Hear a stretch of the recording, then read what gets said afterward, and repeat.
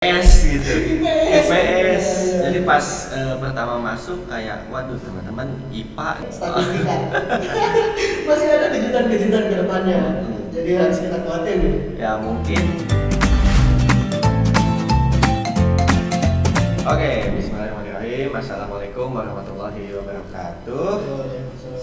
Ya, selamat datang kembali di Poin setelah setahun lamanya sudah tidak ada poinnya. Mungkin langsung saja di sini sudah ada narasumber kita yaitu Kang Handika Putra Prakoso dari Prakasa. Oke. Gimana Kang? Sehat? Alhamdulillah. Oh iya. Tetap sehat. Tetap sehat. Kang Handika ini dari PSTI angkatan 2018. Iya, betul. Oke, mungkin bisa langsung mulai saja. Saya di sini pernah mendengar statement gitu, Kang ya. Salah jurusan bukan berarti memilih salah masa depan. Menurut tanggapan Akang sendiri itu bagaimana? Salah jurusan bukan berarti salah memilih masa depan. Iya. Ya, sejauh ini ya selama 4 tahun saya kuliah, kemudian juga beberapa kesempatan mengenal dunia kerja ya di magang, kemudian juga ngobrol sama orang-orang yang sudah turun di dunia kerja. Emang nggak 100% salah jurusan itu mempengaruhi masa depan kita, karena jujur aja di Indonesia masih banyak bidang pekerjaan yang nggak linear gitu sama jurusan. So jangan khawatir. Ya, berarti dari Kang Handika sendiri ya, statement ini bisa di apa ya? Bisa dibilang benar ya, salah jurusan bukan berarti salah masa depan gitu. Mungkin kita bisa masuk aja ke yang pertama. Jadi ya sebelumnya saya sudah dulu, jadi di sini temanya adalah mahasiswa PSTI dan salah jurusan. Iya. itu tema buat topik pertama ini. Jadi untuk pertanyaan yang pertama nih, sebenarnya faktor apa sih yang membuat mahasiswa PSTI ini merasa salah jurusan? Oke, faktor yang bikin mahasiswa PSTI ya ngerasa salah jurusan itu biasanya yang pertama dan yang paling umum itu faktor kaget. Jadi untuk mahasiswa baru sendiri biasanya kagetnya itu terhadap dua hal sih. Yang pertama kondisi perkuliahan beda banget gitu setelah SMA kan, pas masih mahasiswa baru juga kayak saya. Kerasa banget. Kok kuliah tugas-tugas lagi, kemudian juga dosen juga nggak full nyampein kayak guru di SMA. Jadi ya mungkin ada beberapa mahasiswa baru yang kaget, kemudian apakah saya salah jurusan gitu ketika nggak bisa buat beradaptasi di kelas. Kemudian juga yang kedua tadi adaptasi di kelas secara materi. Saya pribadi ya itu lulusan pada seharian, nggak ada ide-ide sama sekali. Kemudian masuk ke dunia PSTI yang mana bersaing sama anak-anak SMK, anak-anak TKJ, RPL. Itu ketika melihat mereka ngoding, kemudian dijelasin dosen ngerasa gampang gitu nyerapnya, itu langsung insecure tuh. Terus ngerasa, aduh bisa nggak ya bertahan di sini? Apa saya nggak cocok gitu. Akhirnya ngerasa salah jurusan gitu. Jadi ya faktornya itu sih sulit adaptasi gitu sama jurusan. Iya. Kebetulan saya juga nih sama nih kayak Akang jurusan Madrasah Aliyah dan IPS gitu. IPS. Jadi pas pertama masuk kayak waduh teman-teman IPA nih, TKJ, RPL kayak aduh apa ya, pas di semester 1 juga yang ada mata kuliah pemrograman dasar yang kayak gitu, kok teman-teman bisa langsung paham, bisa langsung ini. Jadi ya insecure juga gitu. Iya. Sama susah juga buat apa sih? Mencerna adaptasi, mencerna materinya gitu. Oke, untuk pertanyaan kedua, jadi sebenarnya salah jurusan ini salah siapa? Salah siapa? Entah siapa yang salah ya. Cuman kalau mau kita cari yang salah, sebenarnya mahasiswanya lagi sih. Karena ketika kita tes untuk kuliah ya, misalnya SNMPTN, SBM gitu-gitu kan, kita diberi kesempatan buat milih jurusan kan. Nah, kenapa kita nggak survei, kemudian juga mencari tahu secara menyeluruh gitu tentang prospek di jurusannya, apa yang dipelajari, terus juga tantangannya apa aja gitu. Jadi ya sebenarnya salah secara garis besarnya salah mahasiswanya ya, kurang survei gitu. Cuman ada beberapa kasus juga dari teman-teman saya ketika salah jurusan itu salah orang tuanya. Oh, iya. gimana tuh? Jadi ini ngambil kasus salah seorang teman saya ya. Hmm. Dia tuh pengennya masuk ke TNI. Kemudian kalaupun harus kuliah, dia pengennya ke bisnis manajemen. Cuman pas dia lagi milih jurusan nih, pas daftar zaman CTSPM, Iya. itu tuh orang tuanya ngeliat dulu pas udah mau submit tuh. Terus pas ngeliat pilihannya ini, dia orang tuanya bilang, aduh ini mah nggak ada prospek masa depannya, udah banyak saingan. Terus langsung tuh dicariin sama orang tuanya. Seret, ini nih ada teknologinya nih, masa depan tuh ada di teknologi gitu. Oh, iya. Ya nggak salah sih ya, cuma nggak sesuai passion gitu. Iya. Kemudian akhirnya dipilihkan tuh jurusan teknologi yang ada dekat rumahnya, kebetulan STI. Pilihan satu, dapat dia. Dapat. Jadi ketika masuk PSTI kemudian nggak sesuai passion, ya ada adaptasi berat yang harus dia laksanakan gitu. Jadi ada peran orang tua juga yang dalam salah jurusan itu. Iya. Ya selain ya yang tadi itu banyak juga sih rekan-rekan saya yang masuk jangankan PSTI deh, di perkuliahan yang lain, di kampus lain atau di mana lain, faktor hoki gitu.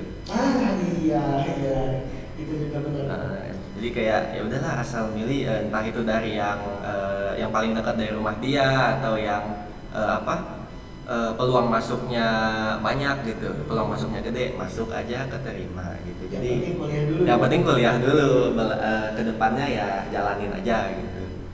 Oke, menurut Akang kira-kira nih kapan sih mahasiswa itu, terutama mahasiswa PSTI, mulai merasa salah jurusan?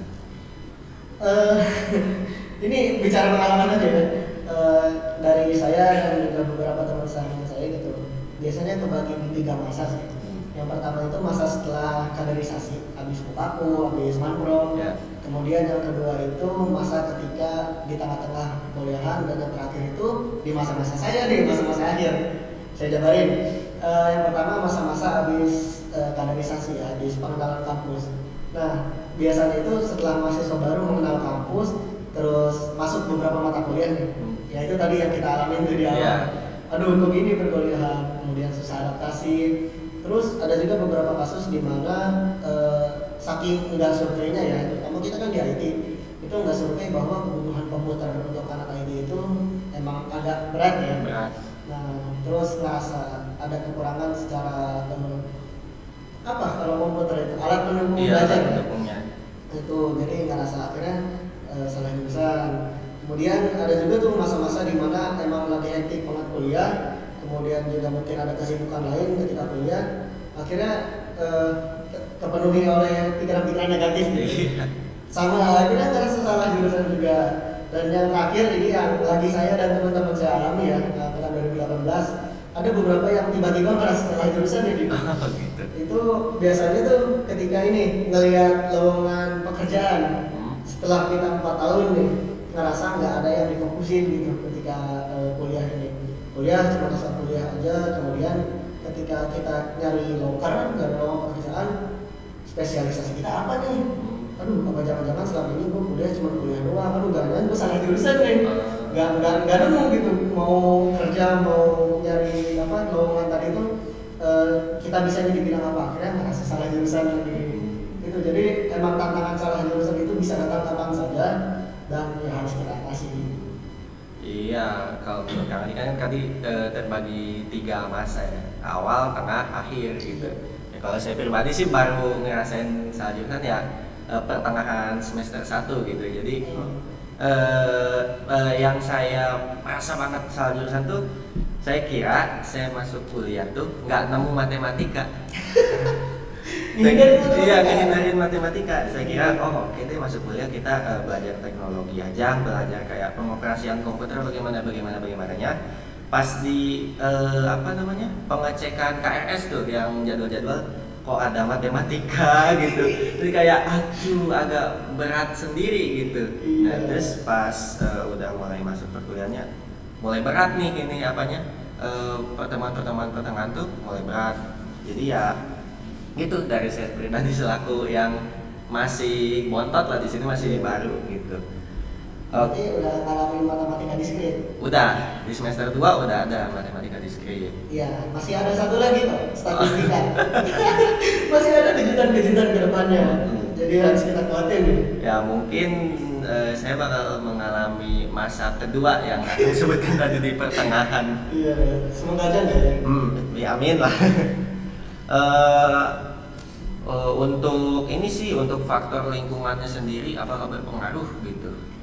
Kalau lingkungan sejauh pengalaman saya sih nggak terlalu berpengaruh ya kalau untuk ngerasa salah jurusan, karena untuk di UPI sendiri apalagi sekarang ya udah mendukung banget gitu untuk kemajuan kalian belajar. Kalau emang nggak punya laptop juga udah ada laptop, udah lengkap gitu semua fasilitasnya, jadi emang tinggal kemauan untuk teman-teman sekarang itu. Cuman mungkin kalau ada juga beberapa yang ngerasa salah jurusan itu biasanya yang dari keluarga menengah bawah. Ada beberapa obrolan saya sama teman-teman yang emang agak kurang ya secara ekonomi itu ngerasa insecure ketika kuliah, melihat teman-temannya pada outfit, kemudian juga gadgetnya gonta-ganti. Apalagi ya kalau ngerasa beberapa orang emang privilege-nya itu bagus gitu, itu langsung ada beberapa yang jadi malas kuliah. Bahkan ketika saya semester 3 itu pernah ngalamin dimana ada teman saya yang emang kebingungan gitu kuliah itu, saya harus pakai baju apa, kemudian juga gimana saya bisa beradaptasi dengan pergaulan teman-teman. Sampai semester 3 itu masih kesulitan untuk adaptasi gitu. Jadi kalau untuk pembelajaran lingkungan itu nggak berpengaruh untuk ngerasa salah jurusan. Tapi kalau untuk sosial agak berpengaruh sih. Lebih ke ini sih Kang ya, apa kayak kultur atau kebiasaan-kebiasaan di kampus, terutama di mahasiswa sendiri itu terkadang bisa bikin motivasi itu turun gitu. Iya, betul sekali. Entah dari perkuliahannya atau mungkin datang ke kampus saja itu nggak mau atau males gitu jadinya kan. Oke. Untuk selanjutnya, dampak apa sih yang bakal dirasakan atau dampak apa yang bakal muncul ketika kita udah ngerasa salah jurusan malah diterusin gitu? Salah jurusan malah diterusin, apa ya? Kalau saya pribadi ya, karena saya juga ngerasa salah jurusan, itu dampaknya malah termotivasi sih. Karena saya menganggap itu sebagai tantangan. Cuman ya nggak semua orang bisa menganggap masalah sebagai tantangan ya. Iya. Jadi ada juga beberapa teman gini, dulu di semester 1 dosen saya pernah bilang perkuliahan itu seperti bis, teman-teman bisa aja naiknya bareng, tapi turunnya nggak pasti bareng, ada aja yang turun di tengah-tengah. Dan ya gitu, ada beberapa teman-teman yang merasa salah jurusan kemudian akhirnya memutuskan untuk gak lanjut. Bahkan untuk angkatan saya sendiri ya, di 2018 ada yang satu hari perkuliahan kemudian keluar kelas saya, duduknya di samping saya. Itu kemudian teman satu sektor saya juga ketika mau kaku itu baru 1 bulan dia pindah, emang passionnya matematika gitu. Semester 1 kita tuh belum ada matematika, passionnya matematika, padahal di semester 2 ada matematika gitu, jadi dia terlalu cepat menilai gitu. Nah, gitu. Jadi emang apa tadi, ketika ngerasa salah jurusan kemudian dilanjutkan, dampaknya banyaknya negatif. Tapi ketika kita berusaha untuk positif, kita bisa ngatasin itu. Jadi ya buat si dampak sendiri ya ambil positifnya aja lah, semoga aja bisa termotivasi gitu buat yang merasa salah jurusan. Oke, untuk selanjutnya nih, ada gak sih atau bagaimana solusi untuk mengatasi mahasiswa rekan-rekan kita yang salah jurusan gitu? Solusi buat teman-teman yang merasa salah jurusan ya. Oke, kita bicara sebagai sesama anak yang merasa salah jurusan. Iya. Ya, dulu banget ketika SMP saya pernah baca satu buku motivasi. Di situ ada kalimat bunyinya gini. Walaupun nasi udah menjadi bubur, kita masih bisa nambahin kecap, ayam, kerupuk, daun bawang, dan kita bisa menikmati bubur tersebut. Nah, ketika kita salah jurusan, kita tuh masih punya pilihan gitu. Apakah kita bakal makan bubur ini secara polos? Apa kita bakal yaudah, gue salah jurusan nih. Apa kita bakal mencari hal-hal yang bikin kita bisa menikmati kesalahan tersebut gitu, bikin kita nyaman akhirnya sama keadaan itu. Misal teman-teman mungkin passionnya emang dari IT ya, apa merasa kurang lah untuk bersaing secara akademis. Teman-teman bisa bersaing secara hal-hal lain di luar akademik gitu ya, kayak dalam organisasi, kemudian juga mungkin ikut kegiatan-kegiatan volunteer. Saya lihat akhir-akhir ini ya banyak banget kegiatan mahasiswa yang amat sangat didukung gitu, baik oleh pemerintah maupun sama jurusan. Dan ya sedikit banyak itu bikin saya iri sih sebagai mahasiswa tua gitu. Kenapa dulu pas saya masih maba gitu ya nggak ada gitu acara-acara gini gitu. gitu. Jadi walaupun kita ngerasa salah jurusan, tapi jangan berlarut-larut gitu dalam hal tersebut. Toh dunia perkuliahan ini luas banget. Bahkan menurut saya 4 tahun itu nggak cukup gitu buat merasakan seluruh hal yang ada di perkuliahan. Kalau boleh mah nambah gitu ya. Terus saya bayar UKT lagi. Gitu sih kalau dari akangnya. Mungkin dari Akang sendiri deh, dari Akang sendiri nih pengalaman apa sih yang membuat Akang makin semangat buat berkuliah, tapi udah ngerasa salah jurusan nih. Oke. Yang bikin saya semangat kuliah ya, itu yang jelas yang paling berpengaruh itu adalah himpunan mahasiswa PSTI. Ini bukan pencitraan, bukan apa-apa ya, tapi emang saya ngerasain sebuah semangat, sebuah rasa kekeluargaan ketika saya bisa berkiprah di PSTI itu sendiri gitu. Karena saya juga kan salah satu formatur, kemudian juga angkatan-angkatan awal hima ya.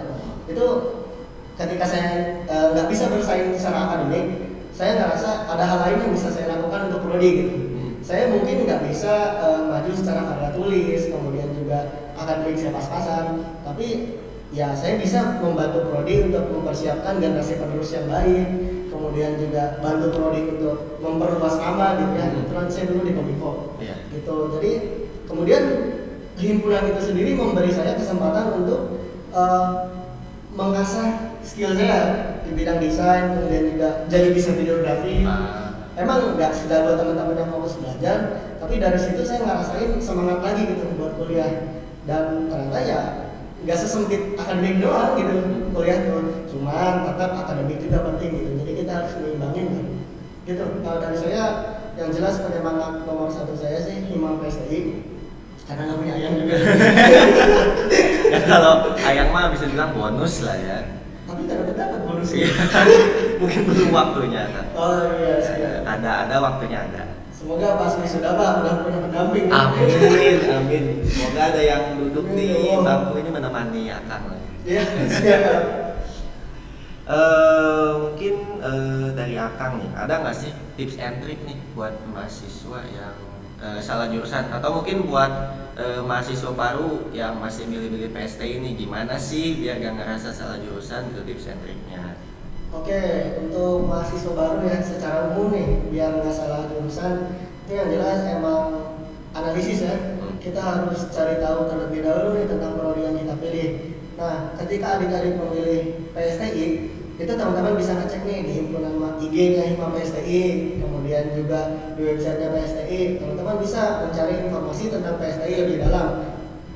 Jadi nanti nggak kaget ketika teman-teman kuliah di PSTI gitu. Terus juga teman-teman bisa cari nih kontak-kontak kakak tingkat terpercaya gitu ya, dari SMA-nya atau juga dari mungkin media sosial gitu ya, ada beberapa teman yang famous, barangkali itu bisa ditanya-tanya untuk di PSTI itu belajar apa aja gitu. Jadi untuk meminimalisir teman-teman salah jurusan, teman-teman bisa mencari tahu lebih lanjut jurusan mana yang kalian pilih, apa aja yang dipelajari, apa aja yang dibutuhkan, dan apa prospek kedepannya. Gitu untuk mahasiswa baru. Kemudian kalau untuk mahasiswa lama, ya yang pertama ini solusi dari beberapa teman yang emang udah merasa salah jurusan ya. Itu emang harus ada yang namanya support system. Support system ini luas ya. Teman-teman banyak opsinya, bisa bestie-bestie gitu ya, circle terdekat, kemudian juga orang tua yang barangkali bisa di support system, saya nggak tahu kan. Terus juga mentor kalian ketika manpro, ketika mau vakum itu bebas, silakan kalian bertanya kepada mentor-mentor kalian ya, kira-kira kedepannya bakal ada kesulitan apa sih, kemudian juga perkuliahannya bakal gimana gitu, biar kita nggak kaget nih kedepannya. Saya selalu mewanti-wanti sama anak-anak mentor, kalian tuh mentoring nggak cuma 4 hari manpro, tapi seluruhnya sampai kalian lulus gitu. Tetap kalian jalin hubungan yang baik sama adik-adik kalian nanti, biar sama-sama menebar kebaikan gitu. Jadi mangga buat teman-teman, kita nggak pernah sepengalaman saya nggak pernah ada strict banget gitu batasan antara cutting dan junior. Jadi silahkan kalian terbuka gitu, bebas, asal jangan pas waktu tidur aja gitu. Kalian tanyain misalkan kedepannya apa yang harus saya persiapkan, apa yang bakal saya hadapi gitu. Biar ketika kita merasa kurang dalam bersaing di jurusan kita bisa menikmati lebih gitu. Apakah kita harus masuk organisasi ini, apakah kita harus dari kesibukan ini, atau ada beberapa hal yang harus kita hindari gitu, biar nggak merasa salah jurusan. Gitu. Jadi komunikasinya penting untuk mahasiswa lama. Kemudian kalian juga harus nyari tahu lebih lanjut apa yang kalian sukai. Karena IT itu nggak sebatas programming, bisa grafis, kemudian juga apa ya UI UX gitu lah. IT itu luas. Misalnya teman-teman suka sama drakor gitu ya, suka drakor, suka K-pop gitu. Teman-teman bisa tuh mencari apa hal IT yang berkaitan dengan hobi kalian. Nah kan kalau udah sesuatu yang kita sukai, punya kesinambungan, punya korelasi dengan pelajaran, dengan hal yang kita pelajari, itu bisa lebih enak gitu nikmatin perkuliahan gitu. Toh di PST juga penjurusannya ada. Ada. Iya. Oke. Jadi bisa disimpulin buat mahasiswa baru sendiri tuh banyak-banyak research, banyak-banyak cari gitu, banyak-banyak nanya. Nah buat yang udah menjalani perkuliahan tuh support system sama ya research juga di mana minat kita gitu kalau ini ya. Terakhir deh Kang, ada nggak sih pesan buat mahasiswa baru nih biar atau enggak buat mahasiswa yang udah menjalani perkuliahan biar biar rasa salah jurusan mereka nih hilang atau nggak ada gitu, nggak timbul di dalam diri mereka gitu. Kalau biar gak timbul kayaknya sulit sih. Iya. Tapi dulu dosen pendidikan saya pernah bilang, pendidikan itu berkaitan erat dengan cinta. Tapi bukan cinta dengan lawan jenis ya, tapi cinta dengan apa yang kita lakuin. Nah, kalau buat mahasiswa baru bisa nih kalian coba mencintai apa yang ada di PSTI yang bakal kalian pelajari. Misalnya kalian suka desain, silahkan cintai itu yang ada di PSTI. Kemudian apabila mahasiswa lama, coba cari apa yang kalian suka, apa yang kalian cinta gitu di pelajaran itu. Mungkin pelajaran lain kalian bakal keteteran, tapi ya kalau udah dewasa ya kita tahu gitu mana harus diprioritaskan gitu. Jadi coba kalian belajar dengan rasa suka, jangan belajar karena terpaksa gitu sih. Oke, mungkin di sini udah habis nih Kang, pertanyaannya. Habis. Udah habis. Sebenarnya dari pribadi saya sendiri sih masih banyak yang pengen ditanyain kayak apa ya misalnya terutama saya nih yang udah dihantui sama mata kuliah minat yang bakal dipilih nih. Bingung gitu masih milih mau entah pendidikan, bisnis atau bagaimana. Tapi saya sih lebih condong ke bisnis nih. Nah pengen nanya ke Akang sendiri deh, di bisnis nih bakal kayak gimana atau enggak dari Akang sendiri, Akang peminatannya kemana gitu pas pemilihan dulu? Kalau saya peminatan itu hybrid. Di teman-teman masih boleh nggak hybrid? Hybrid itu maksudnya gimana tuh? Lintas minat, jadi ngambil dulu peminatan. Kurang tahu sih, soalnya saya masih awal jadi ini. Iya, jadi kalau di angkatan saya itu masih boleh kita ngambil lintas minat ya. Nah itu saya ngambilnya pendidikan dan bisnis. Nah jadi kenapa saya ngambil dua itu? Karena yang pertama saya suka pendidikan tapi nggak mau jadi guru.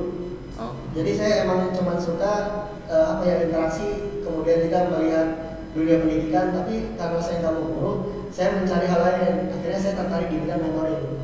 Kemudian juga di mata kuliah pendidikan ternyata ada multimedia, passion saya juga gitu. Akhirnya ya saya memilih pendidikan, tapi nggak full nih. Saya padukan dengan bisnis. Kenapa saya ngambil bisnis? Yang pertama, keluarga saya bergerak di bidang bisnis kuliner. Keren ya. Kemudian akhirnya karena saya melihat IT adalah kehidupan ke depannya, jadi saya mencoba untuk belajar nih kira-kira apa yang bisa di-IT-in dari bisnis kuliner. Kemudian akhirnya saya temui nih di tata kelola enterprise, kemudian juga di entrepreneurship, terus juga ya banyak lah di matkul bisnis nanti. Itu ternyata walaupun bukan bidang IT yang kita jalanin, tapi ada pola pikir, kemudian juga sistem IT yang bisa dicocokin. Nah, kita nanti bisa, kenapa milih bisnis? Kenapa milih bisnis? Karena dari keluarga sendiri sih emang suka kayak jualan atau inovasi-inovasi buat bisnis itu. Jadi lumayan terdorong juga, oh kayaknya bisnis boleh nih peluangnya ke depannya nih gitu. Kalau motivasi dari saya pribadi sih. Iya, benar. Kalau emang udah ada motivasi, terutama berkaitan sama kehidupan kita, itu saya rasa cukup kuat gitu untuk bikin kita bertahan ke depannya. Nanti kalau emang agak-agak lemah, diingat lagi tuh, ternyata ada beban ini, ada tanggung jawab ini gitu. Nah, bisnis juga emang bisa, tadi sih saya bilang ya, bisa dikorelasikan sama banyak hal gitu di IT-nya. Jadi buat kita jangan ngerasa apa ya, nanti kesulitan, kemudian juga bingung. Ya emang proses banyak kok bingung dulu sih. Iya sih. Yang pasti pertamanya pusing dulu lah ya. Iya, pusing dulu. Iya. Tapi kalau udah bisa kita lewatin, Lega, enak lega, gitu. enak. Enak ya akhirnya jadinya. tuh. Mungkin udah habis nih. Paling terakhir deh buat Kang Andika, buat narasumber kita sekarang. Semoga di akhir semesternya kedepannya bisa lebih lancar lagi, bisa makin Bentar lancar nih. lagi. Ini gue boleh nanya balik ya? Boleh. Iya. Kalau dari kalian sendiri nih ya, angkatan 2020 kan di SMA-nya online, kemudian awal-awal kuliah juga online. Online. Nah, ketika bertemu dengan dunia perkuliahan yang seperti ini gitu, apakah kalian ngerasa salah jurusan atau enggak? Kalau saya pribadi mah salah jurusan. Iya, kita mah ya. Kalau dari teman-teman gimana nih? Ada obrolan-obrolan nggak? Ada yang kalau dari teman-teman saya sendiri sih malah ya semangat gitu, yang pasti ada sih yang nggak ngerasa jurusan karena emang dia bisanya di situ, dia passionnya di situ. Jadi kayak ada teman saya yang dia masuk nih PSTI, masuk UPI, masuk PSTI, seneng tuh kayak oh bisa di sini nih, oh gua udah paham duluan nih di sini nih, oh jadi kayak dia mikirnya di saat teman-teman dia masih mikir nih tentang tugas apa, dia udah selesai duluan, dia udah tahu duluan gitu. Nah, kayak gitu. Kalau dari teman sih, dari teman sendiri paling semangat banget gitu. Ada yang udah berguguran dari 2020? 2021. Oh iya 2021 ya. Mohon maaf nih. Iya. Kalau yang gugur sih ada. Oh udah. Ada beberapa. Tapi rata-rata gugurnya itu bukan karena si PSTI-nya, banyak hal sih ya kayak finansial gitu. Rata-rata gugurnya itu di sebelum mukaku, di sebelum mukaku sama di sebelum manpro atau ospek jurusan gitu. Rata-rata gugur di situ. Kalau untuk di sekarang sih belum. Emang berarti kita sepakat ya bahwa salah jurusan itu masih bisa kita kuatin gitu. Masih salah jurusan itu nggak sepenuhnya buruk, tapi kita masih bisa bertahan dari hal itu, masih bisa kita ubah menjadi hal yang baik gitu ya. Gitu. Iya, mungkin kita udah sampai di penghujung pembicaraan ya Kang ya. Di sini saya bisa narik kesimpulan kalau salah jurusan itu bukan sesuatu yang buruk ya Kang ya, bukan sesuatu yang jelek gitu. Masih banyak kayak solusi-solusi atau topping-topping lah kasarnya yang bisa membuat kita ya salah jurusannya oh kayak ya laluin aja lah, lewatin aja gitu. Masih banyak yang bisa saya jalanin di perkuliahan gitu. Masih banyak motivasi-motivasi atau ya yang lain sebagainya.